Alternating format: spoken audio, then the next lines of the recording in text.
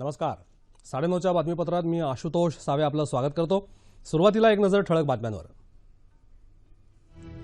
5 कोटी रुपयांपेक्षा मोठ्या रकमेची कर चोरी केल्यास जीएसटी कायद्यान्वये वॉरंट शिवाय अटक करण्याचा अधिकार पोलिसांना बहाल. मॅक्सिस एअरसेल प्रकरणात माजी केंद्रीय वित्तमंत्री पी चिदंबरम यांच्या मागे सीबीआय चौकशीचा ससेमिरा. देशपातळीवरील पहिल्या 10 शिक्षण संस्थांची नावं जाहीर. अभियांत्रिकीत आयआयटी पवई द्वितीय तर विद्यापीठांमध्ये सावित्रीबाई फुले पुणे विद्यापीठ 10व्या क्रमांकावर. श्रीनगरमध्ये दहशतवादी हल्ला, सीआरपीएफचा 1 जवान शहीद तर 2 नागरिकांसह 5 जवान जखमी. मुंबई शेअर बाजाराच्या निर्देशांकानं गाठली विक्रमी पातळी.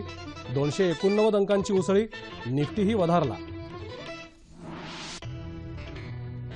भारतीय स्टेट बँकेकडून बचत खात्याच्या किमान शिल्लक मर्यादेत मोठी वाढ.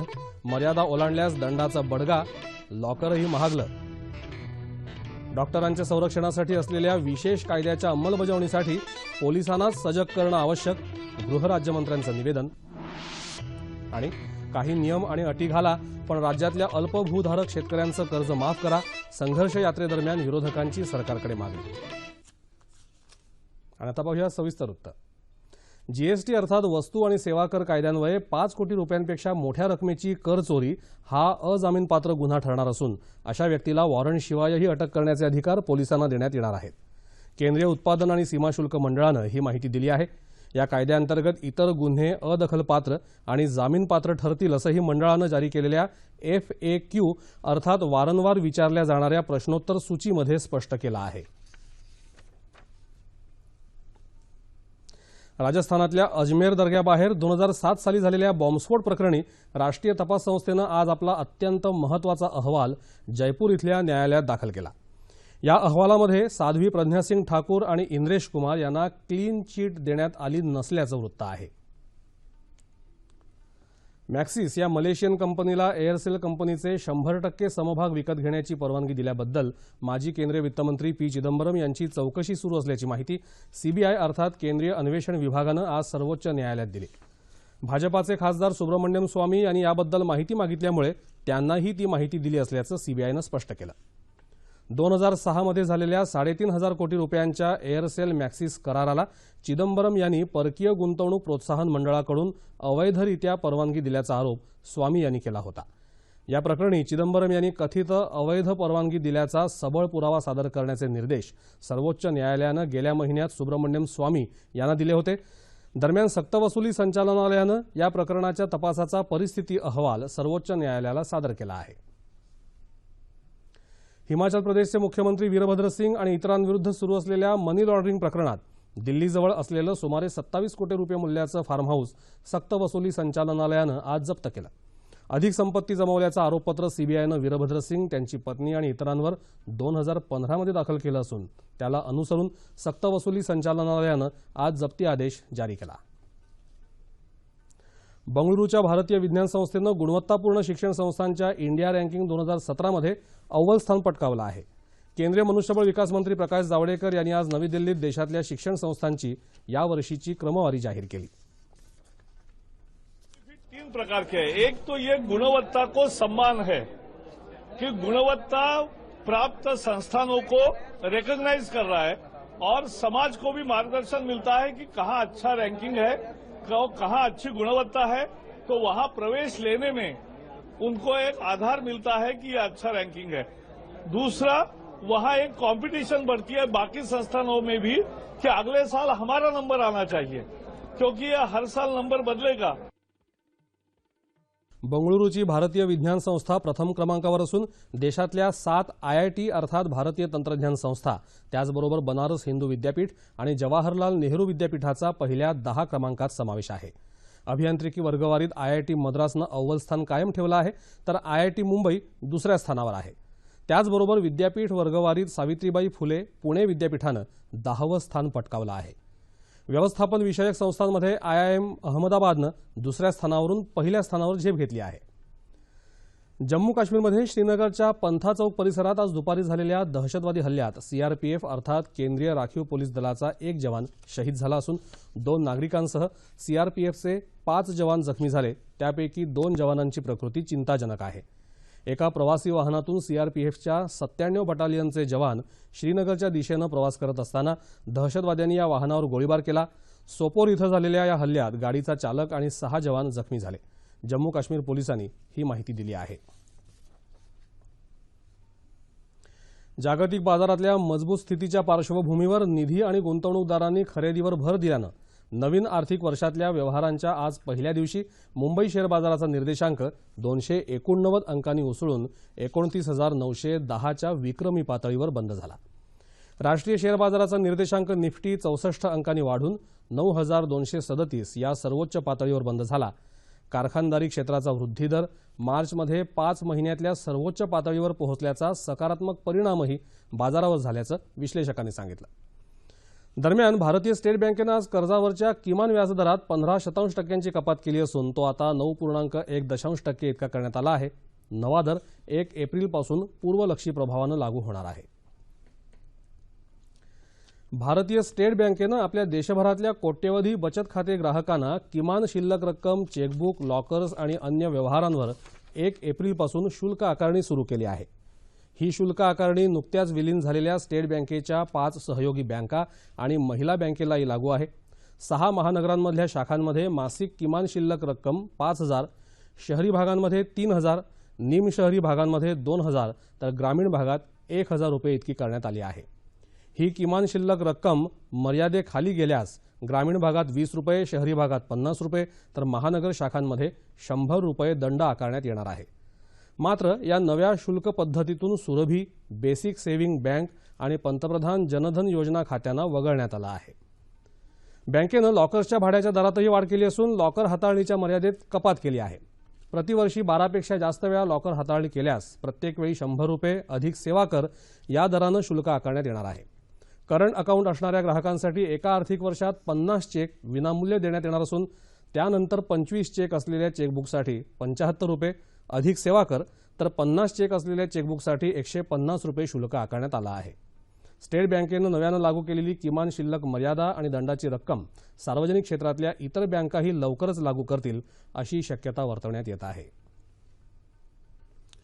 पालघरमध्ये विमान निर्मिती प्रकल्प उभारण्यासाठी राज्य शासन सर्व मदत करणार असून त्यासाठी कॅप्टन अमोल यादव यांच्या कंपनीबरोबर सहकार्य करण्याची सरकारची तयारी आहे अशी ग्वाही मुख्यमंत्री देवेंद्र फडणवीस यांनी दिली। ते आज मुंबईत एका बैठकीत बोलत होते। यावेळी मुख्यमंत्री फडणवीस यांच्यासमोर या प्रकल्पाचं सादरीकरण करण्यात आलं। राज्यात नागरी वाहतूक करणाऱ्या 19 आसनी विमानांची निर्मिती करण्याचा हा प्रकल्प राज्य औद्योगिक विकास महामंडळाबरोबर संयुक्त भागीदारीतून करण्यात यावा असंही मुख्यमंत्री म्हणाले। यासाठी केंद्र सरकारच्या नागरी विमान महासंचालनालयानं प्रक्रिया सुरू करावी असंही त्यांनी सांगितलं।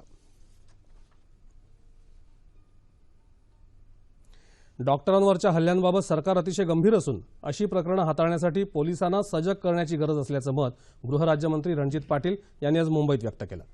वैद्यकीय सेवांमध्ये कार्यरत असणाऱ्या व्यक्ती आणि संस्थांविरुद्धच्या हिंसाचार आणि नुकसानाला प्रतिबंध करणारा कायदा 2010 मध्ये येऊनही पोलीस त्या अंतर्गत हल्लेखोरांना अटक करत नसल्याची तक्रार डॉक्टरांकडून होत असल्याचंही ते म्हणाले। या कायद्याबद्दल पोलिसांमध्ये असलेली अनभिज्ञता दूर करून वैद्यक व्यावसायिकांवरच्या हल्ल्यांची गंभीर दखल घेण्यासाठी पावलं उचलली जातील अशी ग्वाही पाटील यांनी दिली। या कायद्यात हल्लेखोराला 3 वर्षापर्यंत कारावास आणि 50,000 रुपयांपर्यंत दंड ठोठावण्याची तरतूद आहे अशी माहिती त्यांनी आज एका बैठकीत दिली। डॉक्टरांच्या हल्ल्यांविरोधात पोलीस दूर क्षेत्रांमध्ये अतिरिक्त कुमक तैनात करण्यात आली आहे असंही त्यांनी सांगितलं। राज्यातल्या शेतकऱ्यांच्या संपूर्ण कर्जमाफीच्या मागणीसाठी निघालेली विरोधी पक्षांची संघर्ष यात्रा आज पंढरपूर इथं दाखल झाली। शहरातल्या छत्रपती शिवाजी महाराजांच्या पुतळ्याला पुष्पहार अर्पण करून यात्रेतल्या सर्व सदस्यांनी पदयात्रेनं विठ्ठल रखुमाईचं दर्शन घेतलं आणि कर्जमाफीसाठी विठुरायाला साकडं घातलं। काही नियम आणि अटी घाला पण राज्यातल्या अल्पभूधारक शेतकऱ्यांची कर्जमाफी करा अशी मागणी माजी मुख्यमंत्री पृथ्वीराज चव्हाण यांनी या संघर्ष यात्रेत केली।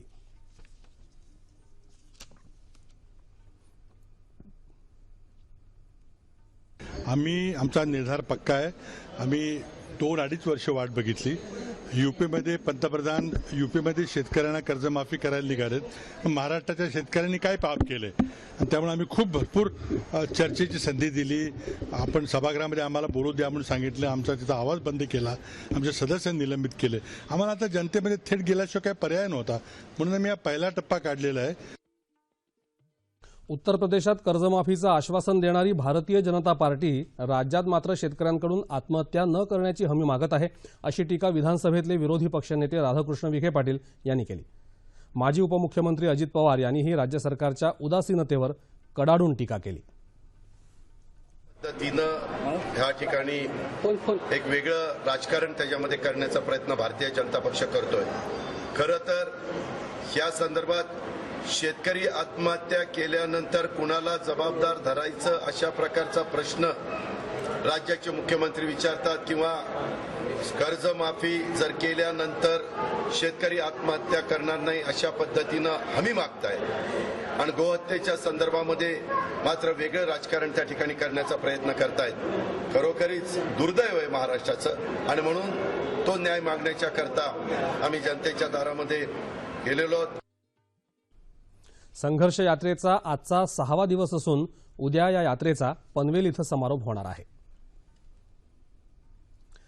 राज्यातल्या शेतकऱ्यांची कर्जमाफी लवकरात लवकर करावी, अन्यथा 28 पासून राज्यभर आंदोलन करणार असल्याची माहिती स्वाभिमानी शेतकरी संघटनेचे नेते आणि खासदार राजू शेट्टी यांनी दिली आहे. कोल्हापूर इथं झालेल्या पत्रकार परिषदेत ते आज बोलत होते. कर्जमाफीबरोबरच सातबाराही कोरा केला पाहिजे अशी मागणी त्यांनी यावेळी केली. विरोधी पक्षांनी काढलेली संघर्ष यात्रा हे केवळ राजकारण असल्याची टीकाही शेट्टी यांनी केली. शेतकऱ्यांच्या विविध प्रश्नांकडे सरकारचं लक्ष वेधण्यासाठी नगर जिल्ह्यातल्या पुणतांबा ग्रामपंचायतीच्या वतीनं आज विशेष ग्रामसभा घेण्यात आली. शेतकऱ्यांचा सातबारा कोरा झाला पाहिजे, शेतमालाला योग्य हमीभाव, तुषार आणि ठिबक सिंचनासाठी 100% अनुदान, 24 तास वीज पुरवठा आणि शेतकऱ्यांना निवृत्तीवेतन अशा मागण्या यावेळी करण्यात आल्या. सरकारनं तातडीनं शेतकऱ्यांच्या मागण्यांकडे लक्ष दिलं नाही तर 1 जूनपासून पेरणी बंद आंदोलन करून शेतकरी शेतमालाची विक्री करणार नाहीत असा इशाराही देण्यात आला.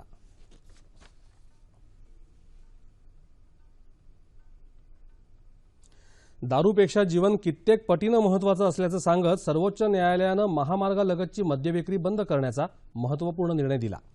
या निर्णयाचं सर्वत्र स्वागत होत असून वाशिममध्येही महिलांनी फटाके फोडून आणि पेढे वाटून या निर्णयाचं स्वागत केलं आहे. मद्य सेवन करून वाहन चालवल्यानं होणाऱ्या अपघातात देशात दरवर्षी सुमारे 1.5 लाख नागरिकांना आपला जीव गमवावा लागतो. या पार्श्वभूमीवर न्यायालयानं राष्ट्रीय आणि राज्य महामार्ग परिसरातल्या 220 मीटर अंतराच्या आत येणाऱ्या दारू विक्रीची दुकानं बंद करण्याचा निर्णय दिला होता. 31 मार्चनंतर अशा दारूच्या दुकानांच्या परवान्यांचं नूतनीकरण केलं जाऊ नये असे स्पष्ट आदेशही न्यायालयानं दिले. आणि या दारूमुळे आपण पाहिलेले आहे अनेक गोष्टी झालेल्या आहेत. हे निर्णय सरकारने कोर्टाने हा निर्णय फार योग्य घेतलेला आहे आणि हा आमची सर्वांची हीच इच्छा आहे की दारू पूर्ण बंद व्हायला पाहिजे. हायवेच्या आजूबाजूला असलेले 500 फूट अंतरावर असलेले सर्व दारूची दुकानं बंद करण्याचा जो आदेश दिला आहे या निर्णयाचं आम्ही आज स्वागत करतो आणि या निमित्ताने हा सर्व जल्लोष करत आहोत. विमुद्रीकरणाच्या काळात जुन्या नोटा बदलून देण्यात गैरव्यवहार झाल्याच्या प्रकरणाची सुनावणी चालू असताना पत्रकारांना न्यायालयात हजर राहून वृत्तांकन करण्यावर दिल्लीतल्या न्यायालयानं प्रतिबंध केला आहे. या कथित गैरव्यवहार प्रकरणी बँकेचे 2 अधिकारी आणि इतर काही जणांवर खटला दाखल करण्यात आला आहे. या खटल्याच्या सुनावणीचा वृत्तांत पत्रकारांकडून विपर्यस्त पद्धतीनं दिला जात असल्याबद्दल न्यायमूर्तींनी ही कारवाई केली आहे. या खटल्याच्या सुनावणीबद्दलची माहिती प्रसारमाध्यमांकडे देऊ नये अशा सूचनाही न्यायमूर्तींनी संबंधित वकिलांना दिल्या असल्याचं वृत्त पीटीआयनं दिलं आहे. लोणावळा इथला एकविरा देवीचा पालखी सोहळा आज उत्साहात साजरा झाला. यात्रा काळात राज्याच्या विविध भागातून देवीच्या दर्शनाला लाखो भाविकांनी कार्लागडावर गर्दी केली होती. देवीचं माहेरघर असलेल्या देवघर इथल्या श्री भैरवनाथ देवाच्या पालखी सोहळ्यानं या यात्रेला प्रारंभ झाला. नवसाला पावणारी देवी अशी ख्याती असलेल्या या मंदिरात अनेक भाविकांनी आपले नवस फेडले. देवीच्या दर्शनासाठी येणाऱ्या भाविकांची गर्दी लक्षात घेऊन मंदिर 48 तासांसाठी खुलं ठेवण्यात आलं होतं.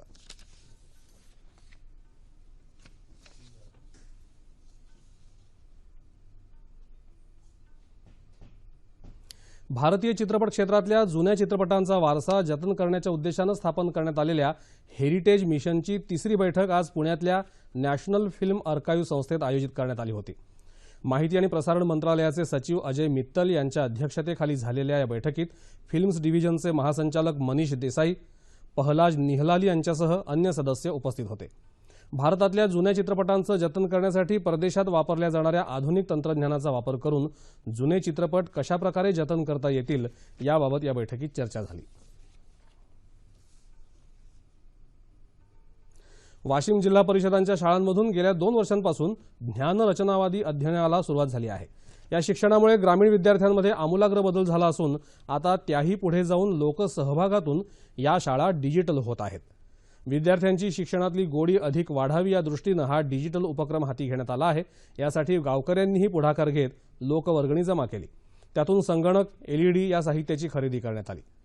तंत्रज्ञानाच्या युगात प्राथमिक शिक्षणापासूनच डिजिटल तंत्रज्ञानाद्वारे शिक्षण मिळत असल्यानं विद्यार्थ्यांमध्येही आनंदाचं वातावरण आहे.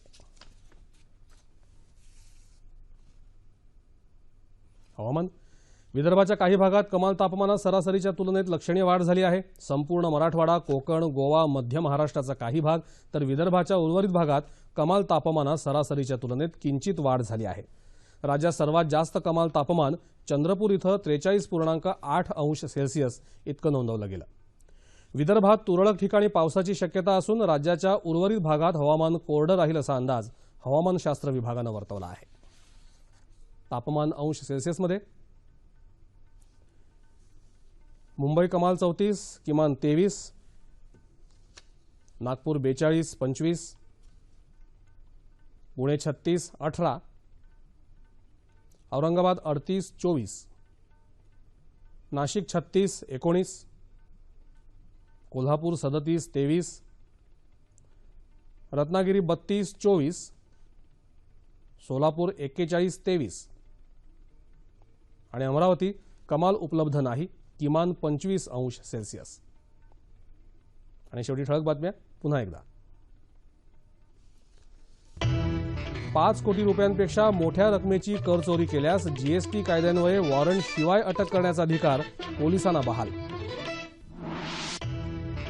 मॅक्सिस एअरसेल प्रकरणात माजी केंद्रीय वित्तमंत्री पी चिदंबरम यांच्या मागे सीबीआय चौकशीचा ससेमिरा. देश पातळीवरील पहिल्या 10 शिक्षण संस्थांची नावं जाहीर. अभियांत्रिकीत आयआयटी पवई द्वितीय तर विद्यापीठांमध्ये सावित्रीबाई फुले पुणे विद्यापीठ 10व्या क्रमांकावर. श्रीनगरमध्ये दहशतवादी हल्ला, सीआरपीएफचा 1 जवान शहीद तर 2 नागरिकांसह 5 जवान जखमी. मुंबई शेअर बाजाराच्या निर्देशांकानं गाठली विक्रमी पातळी, 289 अंकांची उसळी. निफ्टीही वधारला. भारतीय स्टेट बँकेकडून बचत खात्याच्या किमान शिल्लक मर्यादेत मोठी वाढ, मर्यादा ओलांडल्यास दंडाचा बडगा. लॉकरही महागलं. डॉक्टरांच्या संरक्षणासाठी असलेल्या विशेष कायद्याच्या अंमलबजावणीसाठी पोलिसांना सजग करणं आवश्यक, गृहराज्यमंत्र्यांचं निवेदन. आणि काही नियम आणि अटी घाला पण राज्यातल्या अल्पभूधारक शेतकऱ्यांचं कर्ज माफ करा, संघर्ष यात्रेदरम्यान विरोधकांची सरकारकडे मागणी. याबरोबरच हे बातमीपत्र संपलं. पुन्हा भेटूया उद्या सकाळी 8:30 वाजता आपल्या सह्याद्री वाहिनीवर. नमस्कार.